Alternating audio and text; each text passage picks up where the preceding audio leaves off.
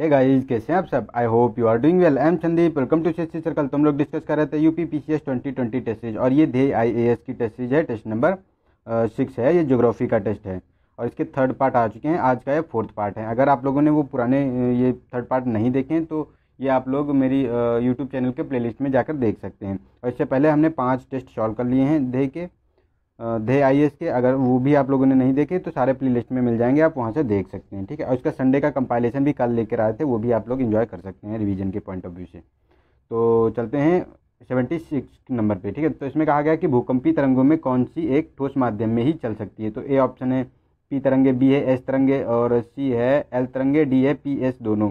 तो इसका B option सही है। जो एस तरंगे होती हैं ये केवल ठोस माध्यम में चलती हैं, क्योंकि जो भूकंप जो आता है उसमें 3 तरंगे उत्पन्न होती हैं।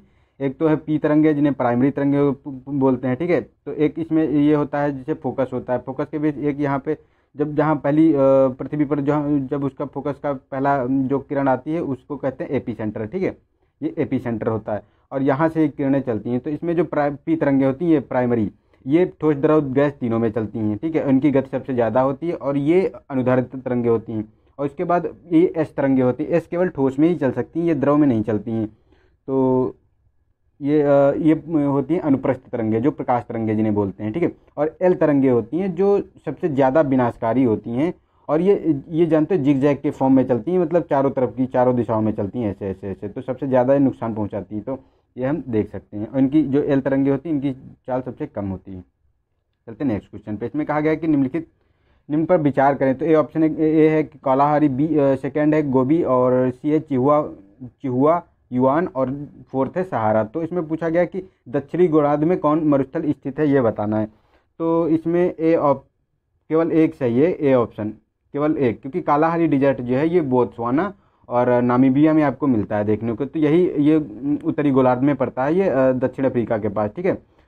यहाँ पे आपको ये देखने को मिल जाता है, ऐसे ऐसे ऐसे दक्षिण अफ्रीका है तो ये यहाँ पे पार्ट में देखने को मिलता है। और ये होगा उत्तरी गोलार्ध, ये हो गया दक्षिणी गोलार्ध ग्लोब का, ठीक है। तो और ये जो गोबी की बात करें तो ये तो ऑस्ट्रेलिया और तुम्हारे मंगोलिया में मिलता है, ये गोबी का मरुस्थल।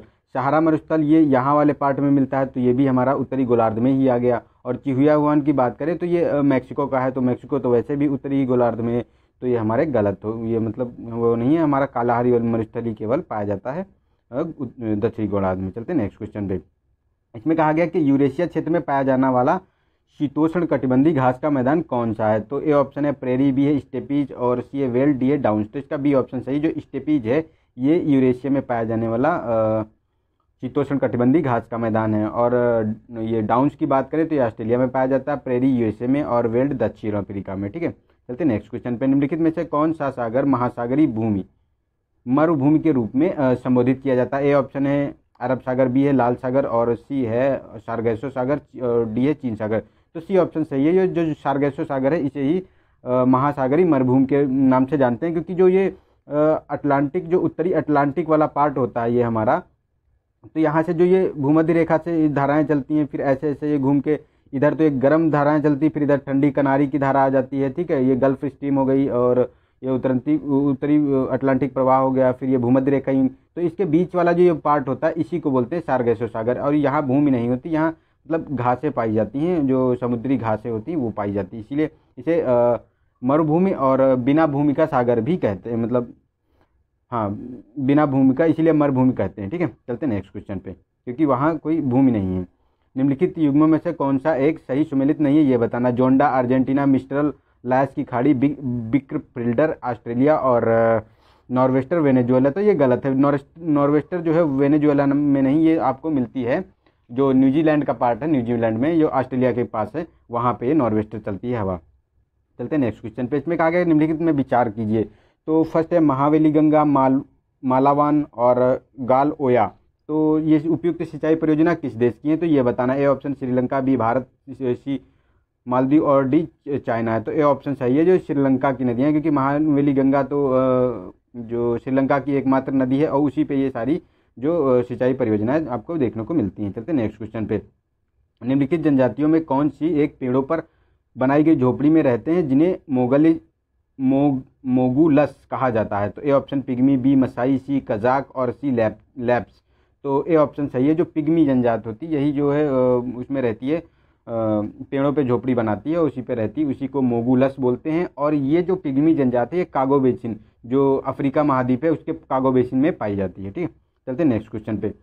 बाजार आधारित लौह इस्पात के कारखाने पाए जाते हैं। ऑप्शन चीन, बी भारत, सी जापान और डी यूनाइटेड किंगडम। तो ए सी ऑप्शन सही है इसका। जो जापान में है यही बाजार आधारित कोयले पाए जाते हैं। कारण ये है कि वहाँ पे लोहे के खाने नहीं है जापान में, तो ये क्या करता है, लोहा और कोयला का आयात करता है। तो इसीलिए वो क्या करता है, जब आयात उसे एक बार करना ही पड़ता है तो सोचता है जहाँ पे बाजार है वहाँ पे ही कारखाने लगाए जाएं, इससे कॉस्ट कम होगी। ठीक है, चलते नेक्स्ट क्वेश्चन पे।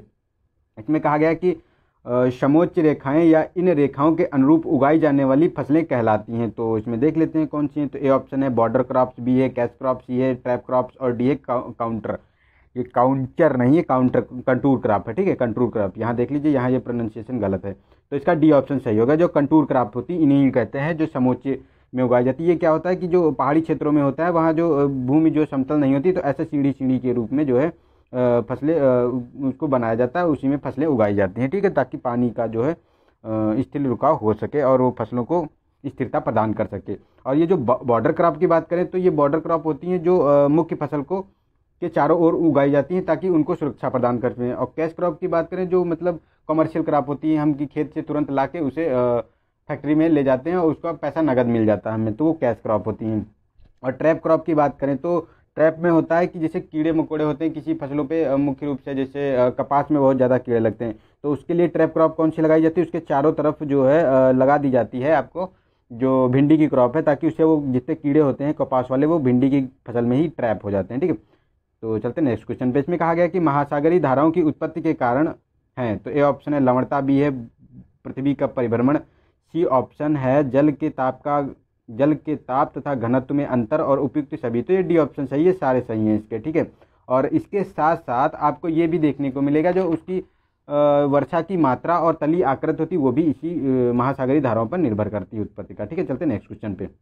इसमें कहा गया कि निम्नलिखित नदियों में से कौन सी तेल नदी के नाम से जानी जाती है। A option Volga, B Zambezi, C Niger और डी राइन। तो सी ऑप्शन सही है। जो नाइजर नदी है यही तेल नदी के नाम से जाने जाती है। ये जो तुम्हारा अफ्रीका है, अफ्रीका महाद्वीप, उसकी तीसरी सबसे बड़ी नदी है। यह पश्चिमी अफ्रीका में आपको देखने को मिलती है। उसकी अफ्रीका की पहली सबसे बड़ी नदी है नील और उसके बाद है कागो। ठीक है, चलते नेक्स्ट क्वेश्चन पे। इसमें कहा गया क्याल है, तो क्याल के बारे में बताना है। तो पूर्वी एवं पश्चिमी तटों के मैदान, बी ऑप्शन केरल के तट पर मिलने वाले लैगून, सी है बृहद हिमालय के मध्य स्थित हिमनद और डी है इनमें से कोई नहीं। तो इसका बी ऑप्शन सही है।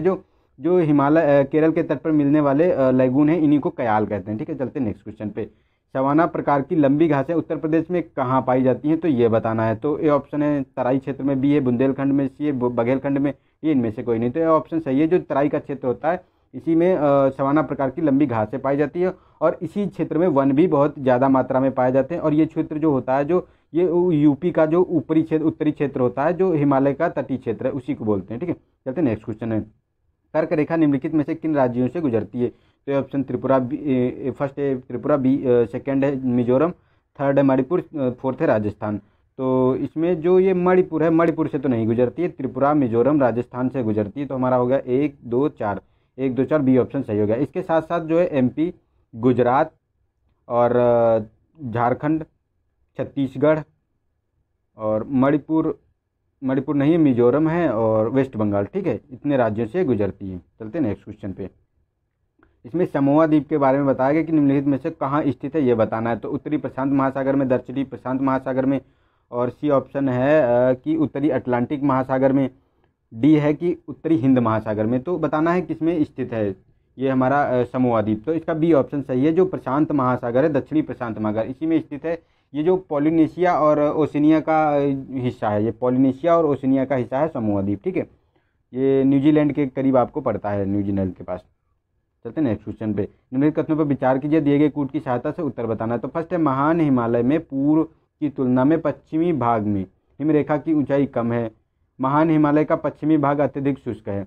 तो ये तो हमारा सही है कि महान हिमालय का पश्चिमी भाग तो शुष्क है, लेकिन ये कहा गया है कि महान हिमालय के पूर्व की तुलना में पश्चिमी भाग में हिमरेखा की ऊंचाई कम है। तो नहीं, ये कम नहीं है, ये अधिक है। ठीक है, तो हमारा ए गलत हो गया और आर सही हो गया। तो हमारा डी ऑप्शन सही हो गया, इसका ए गलत है, आर सही है। चलते नेक्स्ट क्वेश्चन पे। इसमें कहा गया निम्नलिखित में से कौन सा एक ऐसा जिसकी सीमा भारत में 5 राज्यों से स्पर्श नहीं करती है, तो ये बताना है। A option Bangladesh, B Nepal, C Pakistan और डी हमारा चाइना है। तो इसमें बताना है कि 5 राज्यों से स्पर्श नहीं करती, तो इसका सी ऑप्शन सही है। जो पाकिस्तान है ये 4 राज्यों को स्पर्श करता है, क्योंकि ये गुजरात और राजस्थान, पंजाब और जम्मू कश्मीर को स्पर्श करता है। लेकिन अगर इनकी बात करें बांग्लादेश की तो बांग्लादेश देखो असम, मेघालय, त्रिपुरा, मिजोरम और पश्चिम बंगाल, इससे तीनों को 5 को करता है। नेपाल की बात करें तो ये उत्तराखंड को करता है, उत्तर प्रदेश को करता है, बिहार को करता है और बिहार के साथ साथ सिक्किम को करता है और वेस्ट बंगाल को करता है। तो ये 5 इसको करता है। और चीन की बात करें तो ये जम्मू कश्मीर, हिमाचल प्रदेश और उत्तराखंड, सिक्किम, अरुणाचल प्रदेश, ठीक। तो इतने राज्यों को स्पर्श करता है। तो ये 5-5 से और पाकिस्तान केवल 4 से करता है, ठीक है। चलते हैं नेक्स्ट में। सूची 1 को सूची 2 से मिलान करना है। फर्स्ट है कि भारत चीन, तो ये रेखाएं दी हुई हैं, उनका मिलान करना है। तो भारत चीन के बीच है मैकमोहन, अफगानिस्तान और भारत के बीच है डूरंड रेखा, पाकिस्तान और भारत पाक के बीच है रेड क्लिक और भारत और श्रीलंका के बीच है पाक स्टेट। तो हमारा हो गया 2-1 4-3। और ये जो मैकमोहन है जो हमारी ये जो अरुणाचल प्रदेश वाला हिस्सा है हमारा, चीन के साथ मिलता है, वहाँ पे मैकमोहन देखने को मिलती है। और ये जो जम्मू कश्मीर वाला में हिस्सा है वहाँ तो LAC है। तो वहाँ पे तो अभी न्यूज़ में ही चल रहा है कि इतना ज़्यादा वहाँ हो गया। पेंगोंग तोत्सो झील है, वहाँ पे भी मुठभेड़ हुई हमारी। और गैलवान वैली में तो देखो लगभग 20 जवान हमारे मारे गए, ठीक है। तो ये वाला बहुत चर्चित मुद्दा है। तो इन चीज़ों पे फोकस रखना, इन आंसर मतलब क्वेश्चन बनने के बहुत ज़्यादा चांसेस हो गए हैं। तो इसका 2-1-4-3 हो गया आंसर। तो 2-1-4-3 कौन सा है? 2-1-4-3 बी ऑप्शन हमारा सही हो गया, ठीक है। चलते नेक्स्ट में। इसमें कहा गया कि 3 अलग अलग देशों की अंतर्राष्ट्रीय सीमा से घिरा हुआ राज्य है। तो ए ऑप्शन है सिक्किम, बी है त्रिपुरा, सी है पश्चिम बंगाल और डी है अरुणाचल प्रदेश। तो इसका ऑप्शन ए सही है। सिक्किम जो है भूटान, नेपाल, चीन से घिरा हुआ है, ठीक है। और ये तो कोई नहीं घिरे हुए हैं इतने। चलते नेक्स्ट क्वेश्चन पे। और त्रिपुरा है तो वो केवल उससे बांग्लादेश से ही घिरा हुआ है। और ये तो 2 ही से घिरा हुआ है, अरुणाचल प्रदेश, म्यांमार और चाइना से। चलते नेक्स्ट क्वेश्चन पे। इसमें कहा गया है कि छोटा नागपुर पठार किस राज्य में नहीं फैला है। तो ए ऑप्शन है झारखंड, बी उड़ीसा, सी छत्तीसगढ़ और डी MP। तो इसका डी ऑप्शन सही नहीं है, क्योंकि MP में ये छोटा नागपुर नहीं है। हमारा झारखंड, छत्तीसगढ़, उड़ीसा और वेस्ट बंगाल में ये छोटा नागपुर पड़ता है। चलते हैं नेक्स्ट क्वेश्चन पे। निम्नलिखित में कौन सा सही नहीं है ये सुमेलित करना है। परियोजनाएं दी हैं, नदी दी है। तो चमेरा रावी नदी पर बी ऑप्शन, सलाल चिनाब पर और पोंग सतलज पर और उरी झेलम पर। तो ये पोंग जो सतलज पे नहीं है, ब्यास पे आपको देखने को मिलती है और ये हिमाचल प्रदेश में परियोजना है, ठीक है। और ये सारी सम्मिलित है हमारी। चलते नेक्स्ट क्वेश्चन पे। निम्नलिखित में से कौन एक नदी गंगा के दाएं तट पर मिलने वाली सहायक नदी नहीं है। तो इसके दाएं तट पर नहीं मिलती है। तो यमुना, सोन, कर्मनाशा, कोसी। तो इसका ऑप्शन डी सही नहीं है, क्योंकि कोसी जो है बाएं से मिलती है, क्योंकि जैसे ये गंगा नदी है तो कोसी यहाँ पे आके मिलती है। लेकिन यमुना यहाँ इलाहाबाद के पास मिल जाती है और उसके बाद कर्मनाशा मिलती है, फिर सोन मिलती है, ठीक है। और उसके बाद पुनपुन भी है इसी में। तो ये दाएं से मिलती हैं और ये हमारी बाएं से गंडक, घाघरा, गोमती, ये सारी उधर से दाएं से मिलती हैं, ठीक है। चलते नेक्स्ट क्वेश्चन पे। इसमें कहा गया है कि निम्नलिखित में से क्या हो गया यार, निम्नलिखित में से कौन गंगा नहीं 98 क्वेश्चन पर निम्नलिखित पर विचार करना है। तो इसे भारत की सबसे लंबी झील माना जाता है। इसके किनारे कुट्टायाम निम्न भूमि स्थित है। थर्ड है इसके पूर्वी तट पर कुमारकोम पक्षी अभयारण्य स्थित है। तो उपयुक्त संबंध में कौन सा एक सही है ये बताना है। तो देख लेते हैं क्या है। तो पुलिकट झील के बारे में बताया गया है, वेमनाथ या कोलेरू, फिर चिल्काया। तो इसका बी ऑप्शन है जो वेमनाथ के बारे में ये बताया गया है, जो केरल में पड़ती है ये झील, उसी के बारे में बताया क्योंकि यह भारत की सबसे लंबी झील है और इसके किनारे कुट्टायम निम्न भूमि है और ये पूर्वी तट पर कोमा पक्षी अभ्यारण्य है, ठीक है। तो चलते हैं 99 क्वेश्चन पे। इसमें कहा गया है कि निम्नलिखित सागरों में से कौन सा एक सबसे पूर्व में स्थित है। तो A option Aral, B Caspian, C हमारा भूमध्य सागर, डी काला सागर। तो ए ऑप्शन सही है, जो अरल सागर है ये सबसे पूर्वी जगह में स्थित है, क्योंकि सबसे पहले इधर आपको देखने को मिलेगा भूमध्य सागर, उसके बाद आपको मिलेगा ब्लैक सी और फिर कैस्पियन सी और उसके बाद अरल सी। और जो अरल सी की स्थिति है ये हमारा उज्बेकिस्तान और कजाकिस्तान